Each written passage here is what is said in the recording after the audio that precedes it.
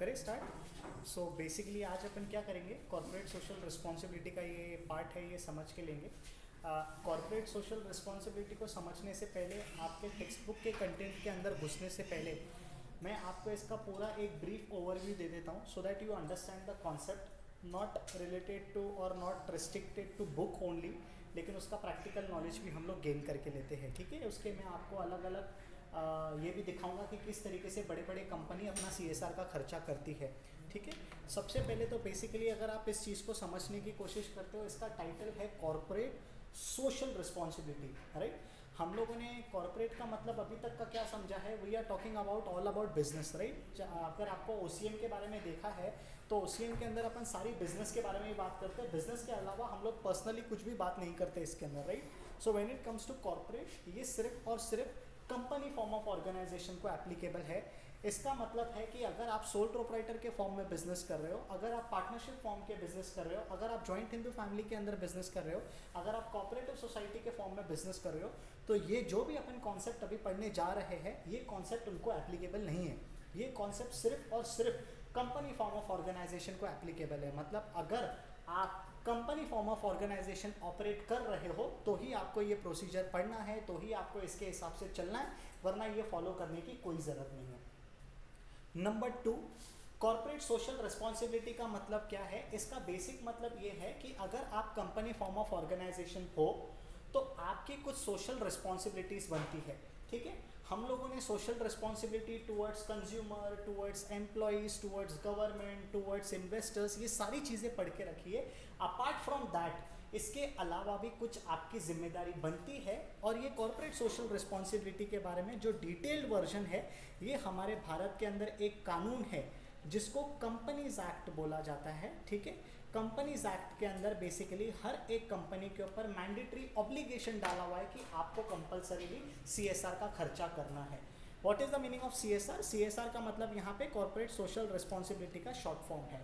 दूसरी चीज़ अपनी की ये क्लियर हो गई।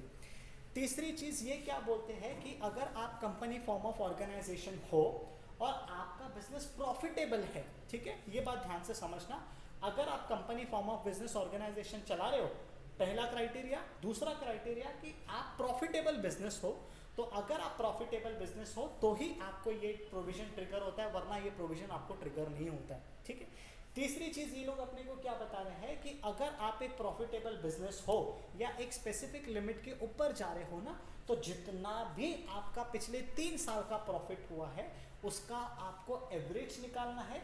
एवरेज निकाल के 2% आपको आम जनता के लिए क्या करना है, स्पेंड करना है। आप समझना मैं आपको क्या बताने की कोशिश कर रहा हूँ। ठीक है, करंटली हम लोग बेसिकली 2025 के अंदर है, मान के चलते हैं 2024 एक है, 2023 एक है, 2022 एक है। ठीक है, सो 2022 के अंदर अगर मैं आपके साथ बात करता हूँ, मान के चलते हैं 100 करोड़ का रेवेन्यू हुआ था।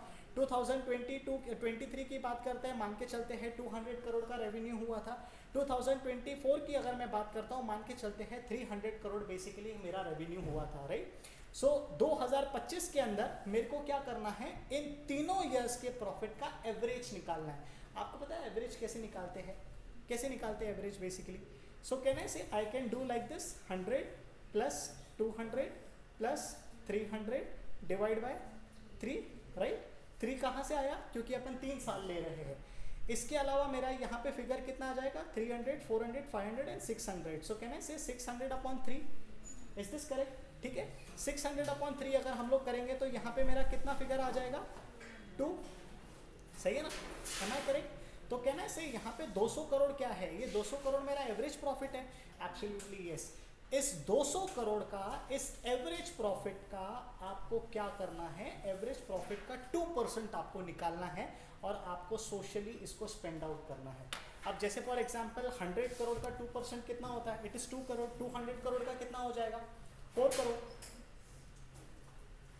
करो calculate. 200 into 2% is equals to how much?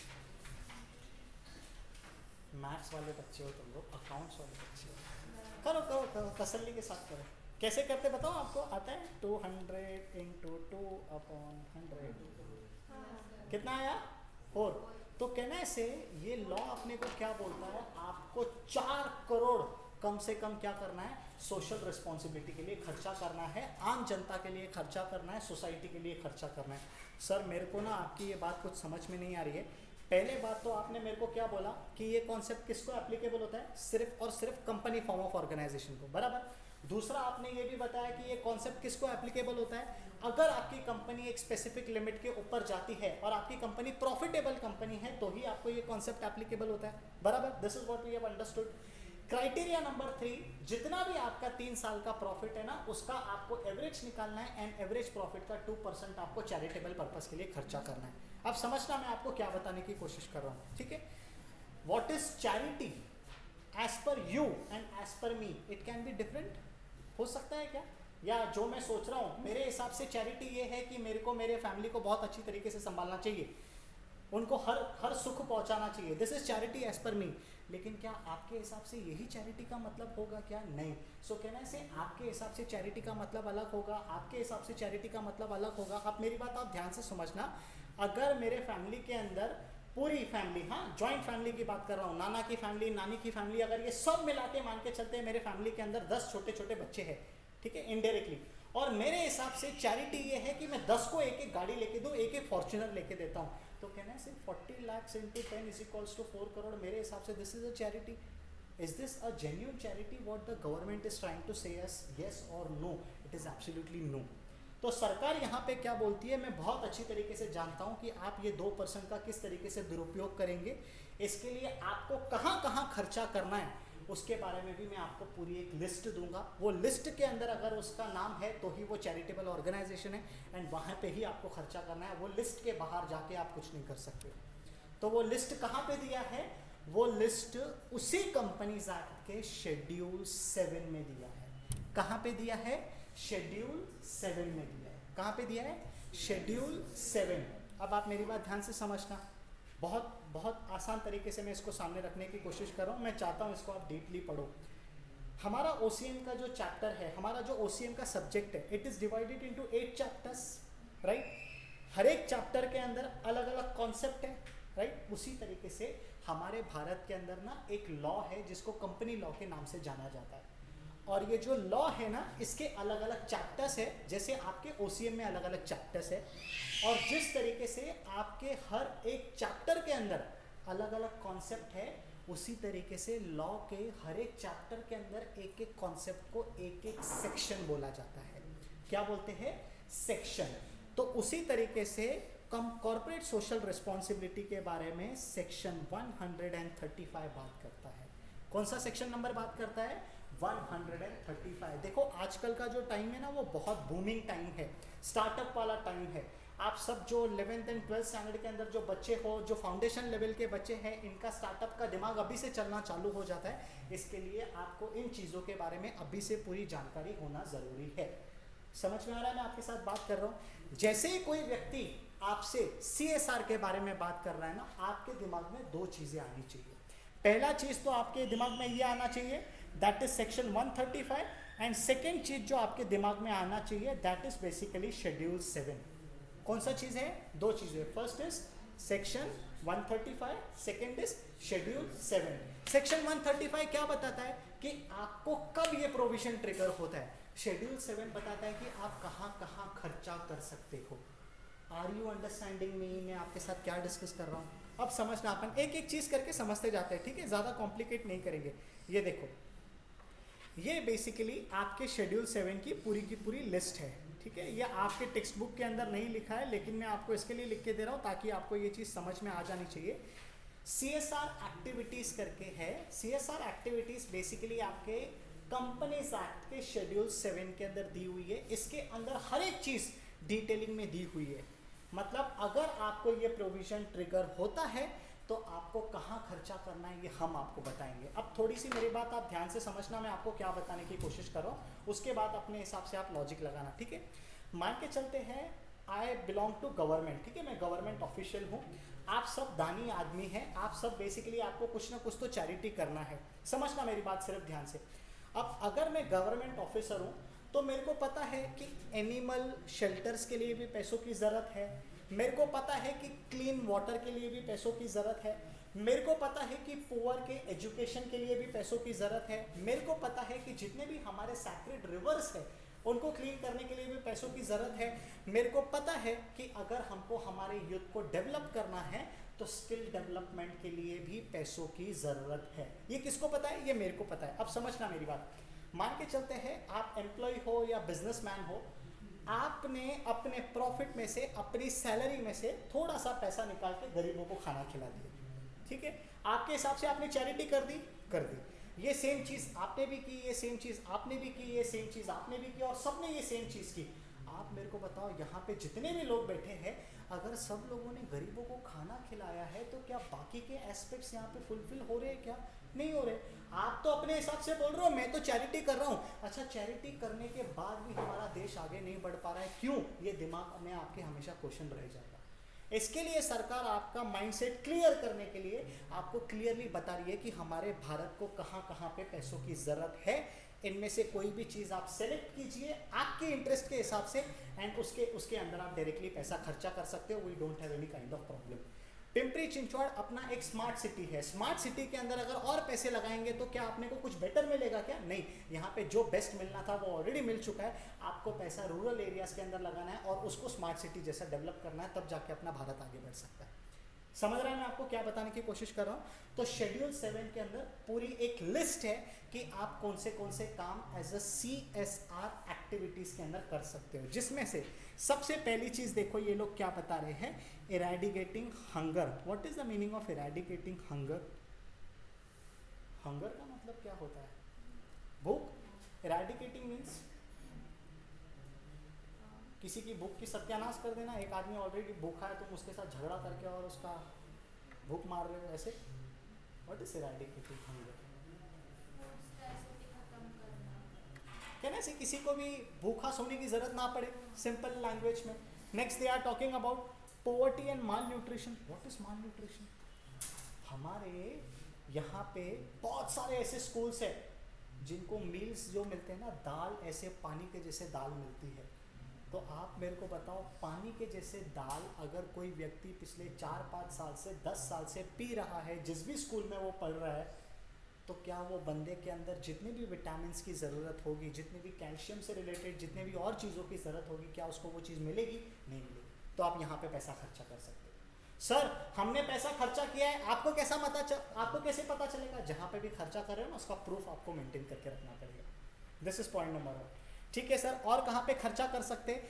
आप एजुकेशन को प्रमोट करने के लिए खर्चा कर सकते हैं। आप समझना मैं आपको क्या बताने की कोशिश कर रहा हूँ। जैसे कि for example, I have one dream, right? I don't know when I will be able to accomplish that, लेकिन yes I have a dream, and इसी कारण मैं अपना हाई पेइंग जॉब छोड़ के इस चीज़ के अंदर आया हूँ, टीचिंग के अंदर आया हूँ। मेरा कहीं ना कहीं एक ऐसा मकसद है कि मैं हर उस बच्चे तक पहुँचूँ जिसको मेरी ज़रूरत है, चाहे वो एजुकेशन के टर्म्स में हो, चाहे किसी भी टर्म्स में हो। So this is the reason why I came from offline classes to online classes, ताकि हर एक बच्चे तक मैं पहुंच सकूं जो बेसिकली फाइनेंशियली चैलेंज्ड है, जिसके आगे पीछे कोई नहीं है, जो रोड पे सोया हुआ है बेचारा, वो कहीं ना कहीं ऑनलाइन। देखो आजकल के टाइम पे मोबाइल हर एक के पास है, we should accept the fact, right? तो अगर कोई फुटपाथ पे भी बैठे हुए मेरे लेक्चर का फायदा उठा के अपने आप को एक स्टेप आगे भी बढ़ा रहा है ना, my dream is getting fulfilled, and this is the reason why I have open my YouTube channel as well. आप मेरे को बताओ, अगर मैं एजुकेशन को खर्चा करने के लिए कुछ काम कर रहा हूँ ना, तो वो लॉ के हिसाब से, गवर्नमेंट के हिसाब से आप चैरिटी का काम कर रहे हो, आप बड़ी खुशी से उसको कर सकते हो।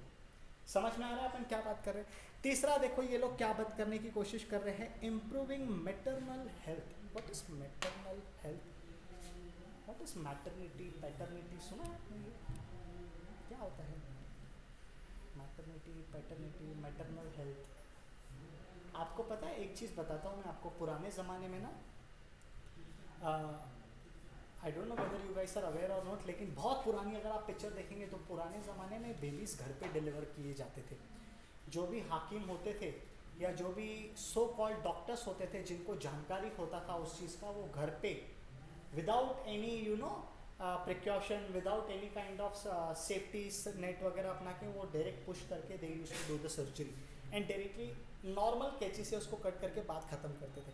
आजकल के टाइम पे तो बहुत सारा एडवांसमेंट आ चुका है, राइट? सो कहीं ना कहीं अगर आप मैटरनल हेल्थ को बेटर करने के लिए कुछ खर्चा कर रहे हो तो दैट इज़ एब्सोल्युटली ओके। अब आप थोड़े से छोटे हो इसके लिए I am not able to use few words, लेकिन डेफिनेटली वहाँ पे आजकल बहुत ज़्यादा एडवांसमेंट है, टेक्नोलॉजी आजकल आ गया है।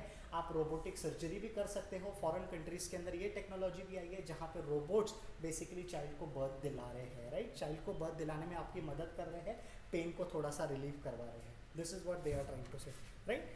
चौथा, अगर मैं आपके साथ यहाँ पे बात कर रहा हूँ तो ये लोग बोल रहे हैं कि आप एनवायरनमेंट को सस्टेन करने के लिए जहाँ पे पैसा खर्चा करना सकते हो करो। एग्जाम्पल, ट्रीज उगाना, राइट। बेसिकली मैंग्रोव्स की मैं कल आपके साथ बात कर रहा था, आप मैंग्रोव्स को जितना हो सकता है करा लो, बढ़ा लो। इसके अलावा अगर मैं आपके साथ बात करता हूँ तो एनवायरनमेंट को सही करने के लिए जो जो स्टेप मैं ले सकता हूँ, मेरे को 110% लेना चाहिए, और जो भी पैसा आप उसमें खर्चा कर रहे हो वो आपके CSR के खर्चे के अंदर आ जाएगा, एंड गवर्नमेंट के पर्सपेक्टिव से आपने अपनी जिम्मेदारी निभा दी है, ठीक है। इसके अलावा आप बेसिकली वोकेशनल स्किल्स की तरफ पैसा लगा सकते हो। What is vocational skills?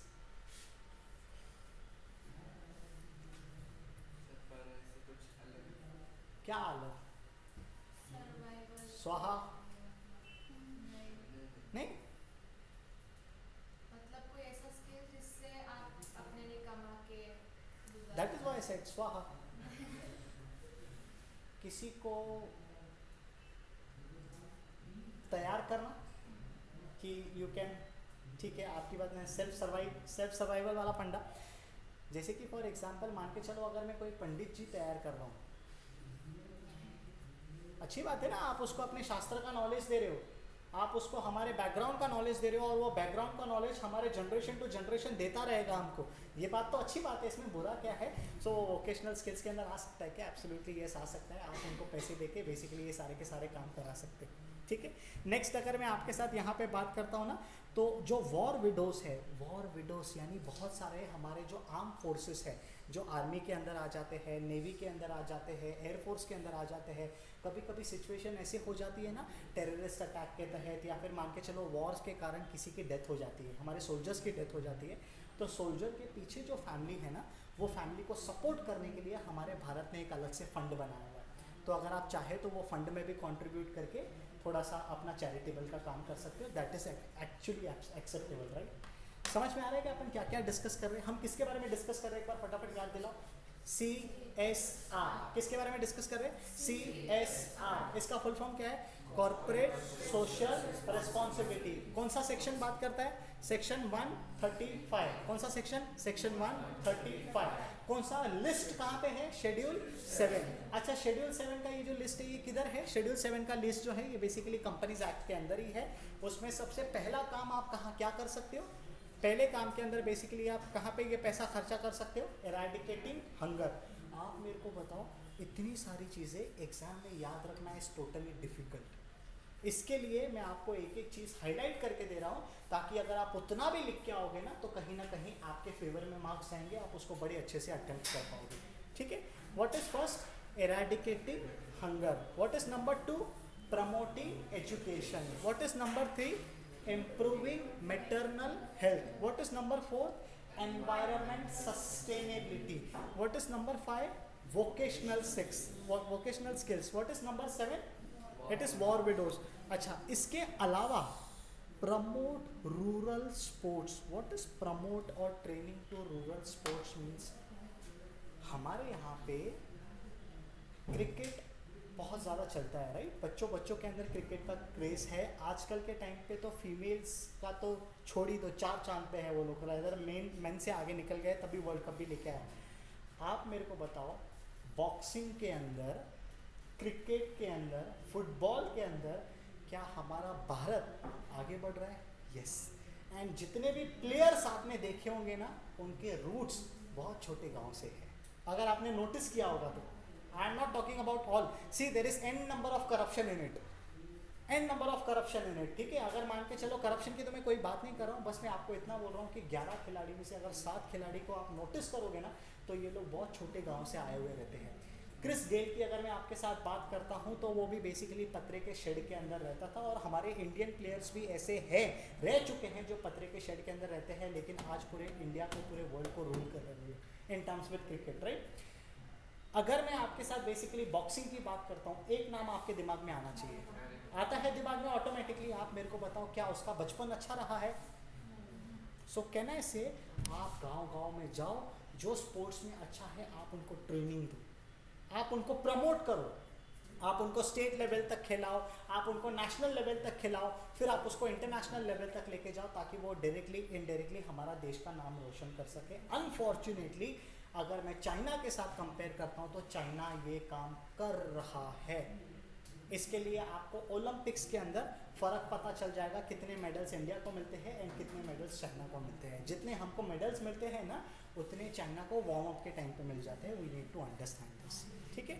अच्छा, नेक्स्ट देखो क्या बताने की कोशिश कर रहे हैं।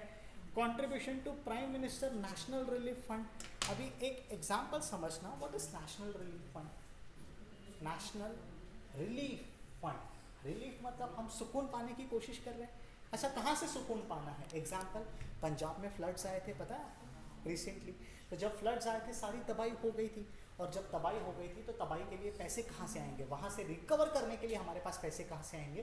तो आप चाहे तो नेशनल रिलीफ फंड्स में या इस तरीके के फंड्स में पैसे डाल सकते हैं। एक और चीज़ बताता हूँ, ये अपडेटेड लिस्ट नहीं है। हमारे भारत के अंदर जब कोविड आया था ना, तो हमारे प्राइम मिनिस्टर साहब ने एक नवा फंड बनाया था जिसको PM केयर्स नाम से जाना जाता है, ठीक है। आप इस चीज़ को सर्च करना। बेसिकली PM केयर्स के अंदर कोविड के टाइम पे जो भी सिचुएशन, जो भी चैलेंजेस भारत फेस कर रहा था ना, वहाँ के लिए लोगों ने करोड़ों लाखों रुपए बेसिकली इस अकाउंट के अंदर ट्रांसफ़र किए गए थे, ठीक है। अच्छा, इसके अलावा अगर मैं आपके साथ यहाँ पे बात करता हूँ तो रूरल डेवलपमेंट प्रोजेक्ट है, slum area development. You know what is slum area? झोपड़पट्टी। अच्छा, इसके एक एग्जाम्पल बता सकते हो? Can I use the word Dharavi? Dharavi आपको अगर पता है तो अदानी ने रिसेंटली एक प्रोजेक्ट लिया है CSR के अंदर, जहाँ पे वो पूरी धारावी को रीडेवलप करके वहाँ के लोगों को सौंप रहा है। आप मेरे को बताओ, अदानी जैसा एक बिजनेसमैन जिसके पास भरपूर पैसा है, और वो पैसा अगर स्लम एरिया के रीडेवलपमेंट के लिए पैसा लगा रहा है, तो ये अच्छी बात है कि खराब बात है? कहने से किसी को भी पतरे में रहने की ज़रूरत नहीं है, धीरे धीरे करके हमारा देश आगे बढ़ रहा है। तो इस तरीके का अगर आप खर्चा कर रहे हो तो डेफिनेटली ये आपके CSR के खर्चे के अंदर आ जाता है। समझ रहे हैं मैं आपके साथ क्या बात कर रहा हूँ? चलो बताओ कहाँ कहाँ खर्चा कर सकते हैं। Number 1 eradicating hunger, number 2 promoting education, number 3 improving paternal health. Paternal मतलब पापा, मैटरनल मतलब मम्मी की ये लोग बात कर रहे हैं, ठीक है। Number 4 environment sustainability. What is number 5? Vocational skills. What is number 6? War widows यानी आर्मी ऑफिसर्स के लिए ये सुविधा बनाई गई है। इसके अलावा अगर नंबर 7 की बात करता हूँ तो रूरल, उन्होंने अर्बन नहीं लिखा है। क्यों? अर्बन में बहुत सारे पॉलिटिकल पार्टीज है जो सपोर्ट करके इलेक्शन में अपना प्रचार करके आगे बढ़ जाते हैं, लेकिन रूरल कोई नहीं देखता है, इसके लिए उन्होंने रूरल वर्ड मेंशन किया, ठीक है। What is number 8? Prime minister national relief fund. और आजकल के टाइम पे आपको पता है और भी इसमें एडिशंस हुए हैं, जैसे कि for example clean Ganga, clean Yamuna, ये सारे के सारे फंड्स अवेलेबल की गई है। क्या लिखा मैंने? हाँ ठीक है, सही। क्लीन गंगा, क्लीन यमुना, ये सारे के सारे इनिशिएटिव्स है जहाँ पे हमारे सैक्रेड नदियों को क्या किया जा रहा है, साफ किया जा रहा है। तो आप चाहें तो इनके लिए भी फंड्स दे सकते हो, दैट इज एब्सोल्युटली। समझ रहे हैं अपन क्या बात कर रहे हैं? चलो, what is step number 1? CSR। CSR with section 135 plus उसके साथ क्या रेफर करना है? शेड्यूल 7। शेड्यूल 7 के अंदर क्या है? लिस्ट है। सेक्शन 135 के अंदर क्या है? Eligibility criteria. अब हम लोग पढ़ते हैं कि एलिजिबिलिटी क्राइटेरिया क्या है, क्योंकि आपने मेरे को पूरा लिस्ट तो पढ़ा दिया, लेकिन ये लिस्ट के हिसाब से किसको खर्चा करना है उसके बारे में अभी तक आपने नहीं बताया। वो मैं आपको एक एक करके बताता हूँ, ध्यान से सुनना ये मेरी बात, ठीक है। ये देखो, अब एप्लीकेबिलिटी के बारे में यहाँ पे बताया हुआ है, ठीक है। देखो ध्यान से देखना, यहाँ पे companies having a net worth of rupees 1500 crore. कितना लिखा है? 1500 करोड़, ठीक है। इसके बाजू में लिखा है और, ठीक है, सॉरी, इसके फर्स्ट क्राइटेरिया क्या है? 1500 करोड़। सेकेंड क्राइटेरिया यहाँ पे क्या है? अगर आपका टर्नओवर 1000 करोड़ या इससे ज़्यादा है तो, अगेन, और अगर आपका नेट प्रॉफिट 15 करोड़ या इससे ज़्यादा है तो आपको CSR का काम करना पड़ेगा। सर कंपलसरी है क्या? हाँ कंपलसरी है। सर नहीं करेंगे तो क्या करेगा? हमारा भारत का लॉ पहले बोलता था कि करो और अगर नहीं कर रहे हो तो वजह बताओ। करो, नहीं कर रहे हो तो वजह बताओ। आप मेरे को बताओ, जब तक बाप जूता हाथ में नहीं उठाता है या मम्मी झाड़ू हाथ में नहीं उठाती है तब तक अपन पढ़ते थे क्या? मतलब मैं मेरी बात कर रहा हूँ, इट इज नो। अच्छा, वजह endless, I can tell anything. आंख दुख रहा है, मुंह दुख रहा है, कान दुख रहा है, सर दुख रहा है, अभी इच्छा नहीं हो रही है, I have an number of reasons to not to study. लेकिन can I say the moment I सी जूता इन माई डैड्स हैंड ना, I have no reason rather to comply, I mean to say मेरे को पढ़ना पड़ेगा, नहीं तो जूता खाना पड़ेगा। सो लॉ ने क्या देखा, पहले तो आपको ये बोला कि आप खर्चा करो सोशली, वरना आप वजह बताओ। तो 99% ऑफ द कंपनी वजह बताती, सॉरी हमको हमारा खर्चा करना है ना यार, कंपनी बढ़ानी है, अभी कहाँ तुम्हारा सोशली खर्चा करते बैठेंगे, इतने सारे सोशल रिस्पॉन्सिबिलिटी फुलफिल करते बैठे, अब ये तुम्हारा ये और दिमाग खराब कर रहे हैं हमारा। धीरे धीरे करके सरकार को पता चला कि हमारी प्यार से बात कोई नहीं सुन रहा। इसके लिए कंपनी ने क्या बोला, सरकार ने क्या बोला, कंप्लाई और face consequences. Sir what is consequences? Consequences is penalty. Sir penalty किसको लगेगा? कंपनी को भी लगेगा और जो कंपनी को चला रहा है उनके ऑफिसर्स को भी लगेगा। सर मतलब दोनों को सजा है, दोनों को सजा है। सर नहीं देंगे तो क्या होगा? जेल में पड़े रहो। समझ रहे हैं? अब आपने मेरे को बता कितनी क्राइटेरिया यहाँ पे देखिए, 3। First criteria is about net worth, second criteria is about turnover, third criteria is about profit. आपको प्रॉफिट क्या है बहुत अच्छे से पता है, मेरे को ये एक्सप्लेन करने की जरूरत नहीं है। टर्नओवर का यहाँ पे मतलब होता है सेल्स, ठीक है? क्या होता है? Turnover means sales. And net worth की सिंपल सरल भाषा में अगर मैं आपके साथ बात करता हूँ, कंपनी की औकात कितनी है। What is net worth? कंपनी की औकात या कंपनी की हैसियत कितनी है। अब आपको मैं रियलिटी दिखा रहा हूँ, ये देखो, ये हमारे भारत का कंपनीज एक्ट का कानून है, ठीक है? ये कंपनीज एक्ट के कानून के अंदर अगर आप फर्स्ट पॉइंट यहाँ पे पढ़ेंगे, देखो आपको दिख रहा है क्या सबसे पहले ऊपर सेक्शन 135, राइट? 135 के आगे कॉर्पोरेट सोशल रिस्पॉन्सिबिलिटी दिखता होगा आपको। फर्स्ट पैराग्राफ अगर आप पढ़ेंगे ना तो यहाँ पे लिखा है, every company having a net worth of rupees 500 crore और मोर। वहां पे कितना था? 1500 करोड़। यहाँ पे कितना है? 500 करोड़। लॉ सही है कि टेक्स्ट बुक सही है? लॉ सही है, क्योंकि टेक्स्ट बुक ने लॉ से ही कंटेंट उठाया है, ये उनका टाइपिंग मिस्टेक है। समझ रहे हैं मैं आपको क्या बताने की कोशिश कर रहा हूँ? चलो करेक्ट करो फटाफट। Having net worth of rupees 500 crore, ठीक है?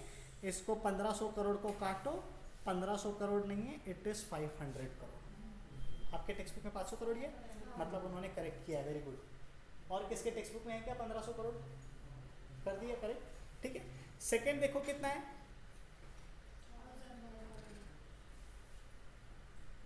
और a turnover of rupees 1000 crore और मोर। टेक्स्ट बुक में कितना है? सेटल्ड है। तीसरा देखो कितना है, net profit of rupees 5 crore और मोर। अपने टेक्स्ट बुक में कितना है? 5 करोड़ ही लिखा है। ये देखो मेरे टेक्स्ट बुक में यहाँ पे 15 करोड़ लिखा है, सो इसको कट करके मैं यहाँ पे 5 करोड़ लिखूंगा।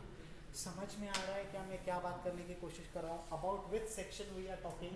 Section 135। What is the eligibility criteria? 3 criteria है। क्राइटेरिया नंबर 1, नेटवर्थ 500 करोड़ और मोर, और सेकेंड ऑप्शन टर्नओवर 1000 करोड़ और मोर, और थर्ड ऑप्शन यहाँ पे है नेट प्रॉफिट 5 करोड़ और मोर। मतलब अगर आपने अभी फोकस किया होगा ना, यहाँ पे सिर्फ बड़ी बड़ी कंपनी की बात कर रहे हैं, किसी भी छोटी कंपनी की बात नहीं कर रहे। जिस कंपनी का सेल्स 1000 करोड़ का होगा मतलब वो छोटी कंपनी नहीं है। तो अगर आप 1000 करोड़ का धंधा कर सकते हो, सेल्स कर सकते हो, तो आप अपने प्रॉफिट का, एवरेज प्रॉफिट का 2% तो गरीबों के लिए भाग सकते हो। समझ रहे हैं मैं आपको क्या बताने की कोशिश कर रहा हूँ? ये भारत सरकार का एक तरीका है, एक मेथड है, जिसके ज़रिए भारत अपने उन गैप्स को फुलफिल करने की कोशिश कर रही है जहाँ पे वो डायरेक्टली कंट्रीब्यूट नहीं कर पा रहे हैं, और अगर कर भी पा रहे हैं तो उतना नहीं कर पा रहे जितना एक्सपेक्टेड है। Understanding what we are discussing? चलो सर, अब मेरे को एक और सिंपल बात बताओ। ये देखो 2% जो मैंने आपको समझाया ना, वो यहाँ पे लिखा हुआ है, इसको भी हाईलाइट कर दो, ठीक है? ये एक इंपॉर्टेंट चीज़ है, ये भी सेक्शन 135 के अंदर लिखी हुई है कि 2% आपको एवरेज नेट प्रॉफिट का क्या करना है? हर साल खर्चा करना है, प्रीसीडिंग 3 फाइनेंशियल ईयर्स का, ठीक है? Everything is sorted. सर अब आप मेरे को ना एक थोड़ा सा प्रॉब्लम हो रहा है, मेरे को समझाओ। टाटा जैसी कंपनी सालों साल प्रॉफिटेबल रहेगी क्या? हाँ रिलायंस जैसी कंपनी सालों साल प्रॉफिटेबल रहेगी क्या? हाँ। आप मेरे को बताओ, जब आप अपना 10th पास आउट करते हो तो फिर आप डिसाइड करते हो whether you want to go in science, commerce और आर्ट्स। अगर आप कॉमर्स चूज करते हो तो 11th भी आपको उसमें करना है, 12th भी आपको उसमें करना है, first year, second year, third year, fourth year, fifth year, specialization, PhD सब उसमें ही करोगे क्या? हाँ।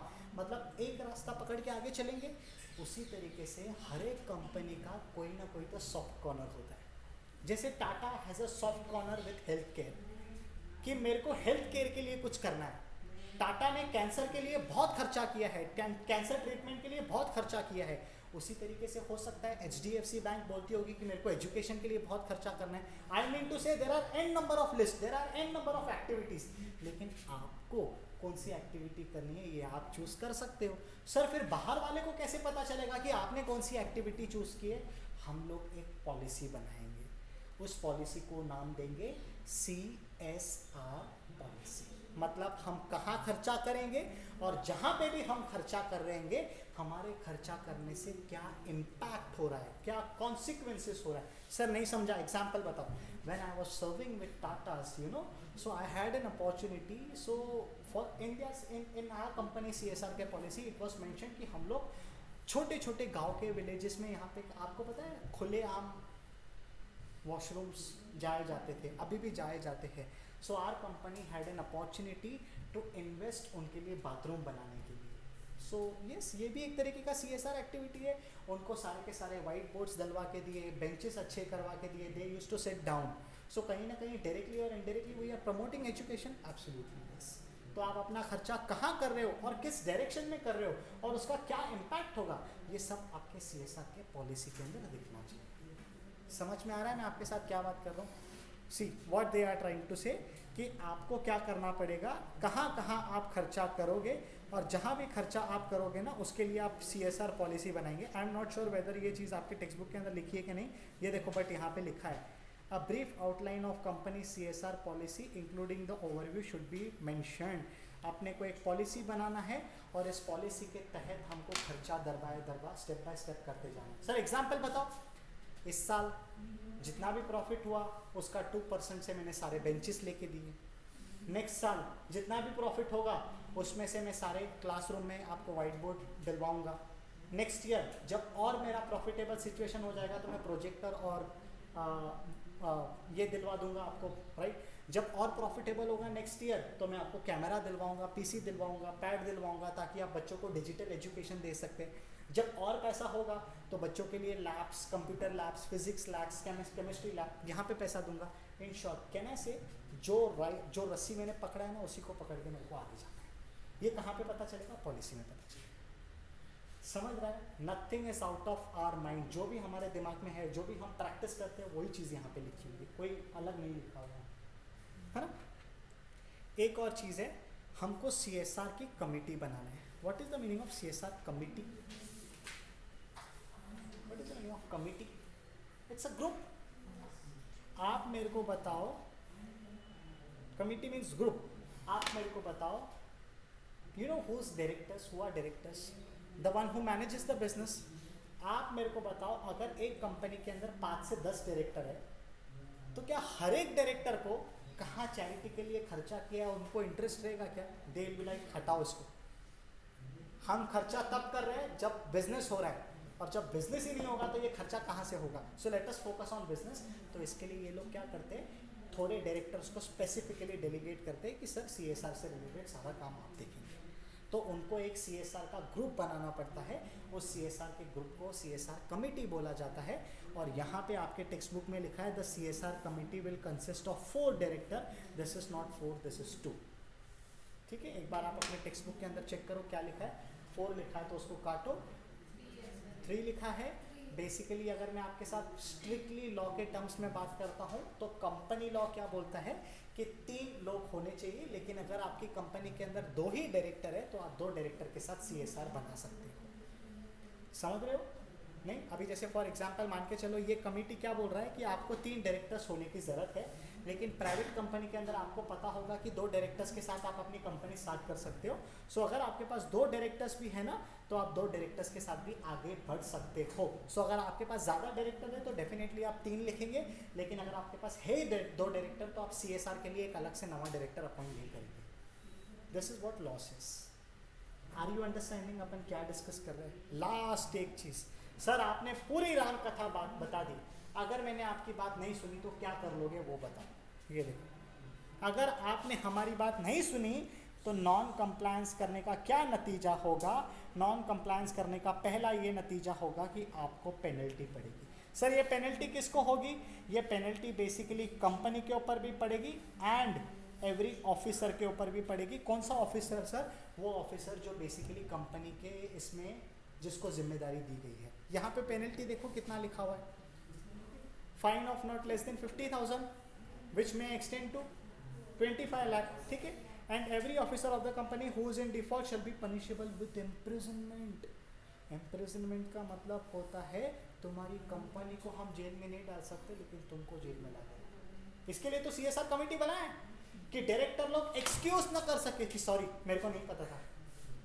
करते ही क्या डायरेक्टर्स लोग ऐसे बाद में बोल सकते क्या sorry sir genuinely I don't no, I know you don't know. इसके लिए आपको स्पेसिफिकली ये बोला है कि आप कमेटी बनाओ, ताकि अगर नहीं हुआ है तो वो कमेटी के मेंबर को जेल में डालो।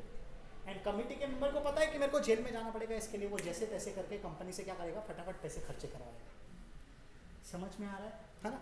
अब थोड़ा सा मैं आपको लॉ की तरफ लेके जाता हूँ। यहाँ पे देखो पेनल्टी कितना बताया हुआ है, ठीक है। ये देखो 9th वाला पॉइंट पढ़ना, दिख रहा है क्या? नहीं सॉरी, आप 7th वाला पॉइंट पढ़ो, ये वाला पढ़ो। देखो 7th वाला पॉइंट क्या बोलता है? If a company is in default in complying with the provision of so and so shall be liable to a penalty of twice the amount required to be transferred or unspent corporate social responsibility of 1 crore whichever is less। Sir twice मतलब अगर 50 लाख रुपया तुमको खर्चा करना चाहिए था, नहीं किया, कोई दिक्कत नहीं, अभी 1 करोड़ कर लो। क्या करेगी कंपनी? क्या करेगी? 25 लाख खर्चा करना था, नहीं किया तुमने, no problem brother, I know mistakes happen, 50 lakh कर दो, सीधा डबल।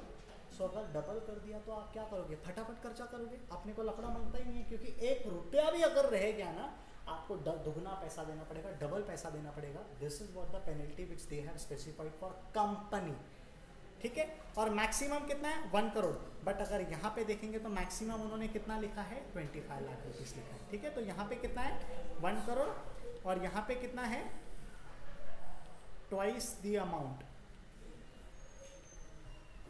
अनस्पेंट वाला। ये मैं आपको सब रियल लाइफ में, रियल अभी करंट क्या चल रहा है ये सब मैं लिखा रहा हूँ, क्योंकि मैं नहीं चाहता हूँ कि आप आउटडेटेड सिलेबस पढ़ो।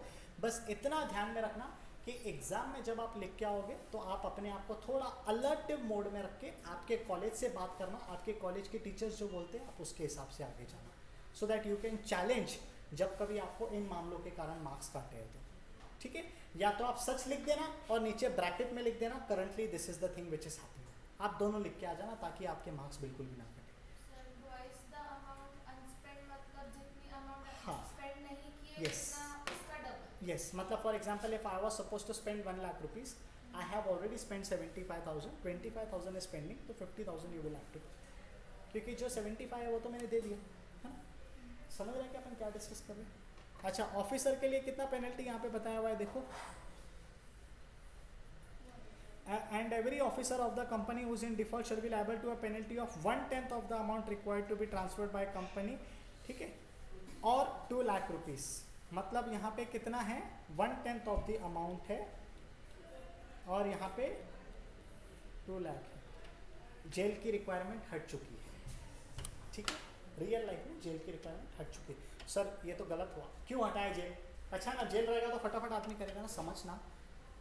कभी कभार क्या हो जाता है ना, 1000, 2000, 100, 200 रुपया कम स्पेंड हो जाते हैं। कभी कभी होता है 100-200 रुपया कम स्पेंड होने के कारण आप किसी व्यक्ति को जेल नहीं डाल सकते। It is like you are asking as a beggar, and if I don't give you, you are saying मैं तेरा मर्डर करूँगा, दिस इज नॉट फेयर। ठीक है, this is what I think, but so they have remove the imprisonment after they have understood कि this is the problem. समझ में आ रहा है अपन ने क्या डिस्कस किया? Any problem, any query? बस शॉर्ट में 2 मिनट में बताओ, अपन क्लोज करते हैं। CSR का फुल फॉर्म क्या है? Corporate social responsibility. कौन सा सेक्शन? 135। ठीक है, कितना स्पेंड करना है? 2%। 2% of what? Average not profit. Average of how many years? 3 years. Which 3 years? Preceding 3 years, जो पिछले 3 साल गुजर चुके हैं। कहाँ पे पैसा खर्चा करना है? शेड्यूल 7 के हिसाब से पैसा खर्चा करना है। कौन खर्चा करेगा? CSR कमेटी को अपॉइंट करेंगे, वो लोग खर्चा करेंगे। CSR कमेटी में कितने लोग होंगे? 2, एक्चुअली 3 है, बट अगर आपके प्राइवेट कंपनी में है ही 2 लोग तो आप 2 लोग के साथ ही आगे जा सकते हो, कोई दिक्कत की बात नहीं है। अगर आप खर्चा नहीं करोगे तो कंपनी को भी पेनल्टी है एंड ऑफिसर इन डिफॉल्ट को भी पेनल्टी है। Any doubt, any query in this specific section? CSR के लिए डायरेक्टर अपॉइंट करते हैं क्या लोग? नहीं करते मैडम, इसके लिए तो ये अपने को रिलैक्सेशन दिया है ना कि आपके प्राइवेट कंपनी में अगर 2 ही लोग हैं तो आपको 3 एक स्पेसिफिक डायरेक्टर अपॉइंट करने की ज़रूरत नहीं है, 2 के साथ ही आगे जा सकते हैं। It's a relaxation which is giving to companies जिनके पास 2। अभी हस्बैंड वाइफ है, क्यों CSR के लिए किसी और को लाना है? चलो, ऑनलाइन में है क्या कोई परेशानी?